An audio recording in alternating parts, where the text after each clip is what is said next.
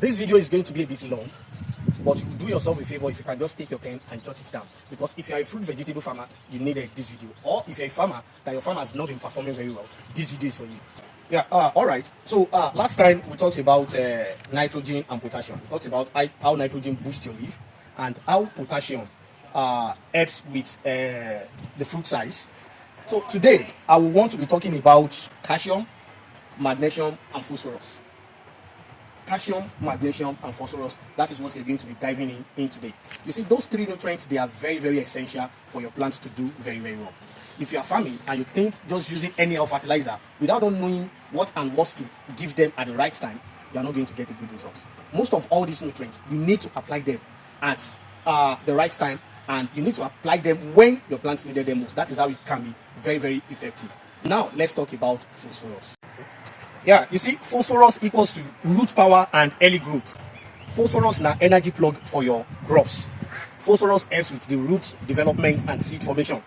And then it helps with early plant vigor. Without phosphorus, your plant, the growth of your plants will be very slow, like a 2G network. So you need phosphorus in any of your vegetative fruit or vegetable crop farming that you are doing. It's very, very essential.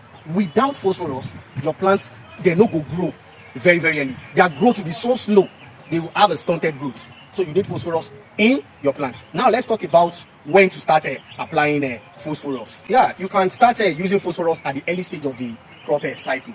For example, most of the vegetable fruit crops like cucumbers, tomatoes, and pepper, after transplanting, you can start using them after like a week of transplanting when it's tomato, or probably when it's a pepper, because you know that you're going to do nothing for those ones. But when it's cucumber that is so directly inside the soil, you can start introducing phosphorus when they are probably after 2 weeks. That is when you can start using phosphorus. One of the phosphorus you can use is that you go for a fertilizer that is high in phosphorus. For example, NPK 5015 is very, very good because it has a very high percentage of phosphorus. And you can go for SSP. You understand? SSP too have a very high percentage of phosphorus. So that is when you can start using phosphorus for your crops. Now, let's go into calcium. You see, calcium is one of the most essential nutrients that your plants needed. You cannot joke with a calcium. Yeah, you see, calcium is not just only meant for human beings. You understand? Calcium is very essential to the plants too. You understand? Calcium helps with the bones of the plant, like the cell wall, and it helps with blossom end rods. It makes your fruit to stay firm and to stay healthy, and it makes them to have a very longer shelf.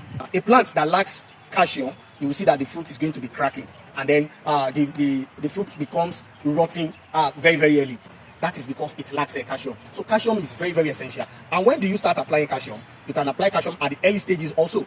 And when they start flowering, when your fruit start flowering, you make sure that you double the rate at which you are giving them the calcium. So throughout the cycle, you need to be giving them calcium. You need to be supplying them calcium throughout the whole cycle, both the vegetative stage, the pre-flowering stage, flowering stage. Even when you start your harvest, you need to still be giving your plant calcium. You can either go for calcium nitrate. You understand? So calcium is very, very good for your plant. You cannot do away with calcium. Now let's talk about magnesium.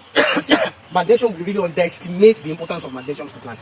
Magnesium is one of the things that I value so well, because that one is what gives your plant that green color, that green pigment that they really need. It really helps with chlorophyll. It's the king of chlorophyll. And you see that without chlorophyll, there is no photosynthesis. And without magnesium, you understand, there is no photosynthesis. And what is photosynthesis? Photosynthesis is the rate at which plants manufacturing their food through the process of sunlight. So, and without this chlorophyll, without this magnesium, all those ones can never occur. So magnesium is very, very, very important to any of your plants. You understand? Let's just take a look at this now. You see, when I got to the farm today, I noticed that my plants are not growing enough. So I've already directed that we need to start giving them enough magnesium so that it helps them. That is the thing that will make you to have a long-lasting harvest time. That is what is going to make you to have a long cycle. So magnesium is very, very important in anything that you want to do in vegetable farming. And when do you start applying magnesium? At the vegetative stage to flowering stage. You need to start giving them. If you can be able to give them probably week after week, it's okay. And if you can be able to give them every 2 weeks too, it's okay. It's either you give them by the leaves, which is the foliar spray, or probably by fertigating. You understand? That is how you can be able to give magnesium to your plant. Now, we've already talked about calcium today, we've talked about phosphorus today, and we've talked about magnesium today. So this is where we are going to be ending our teaching today.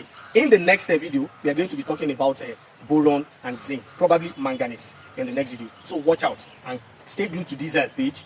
Click the like button, help us to share this video, and keep following us for more valuable tips. And remain your favorite agro veggie farmer, all out fan. Keep following us and keep sharing our video for more valuable tips. Thank you.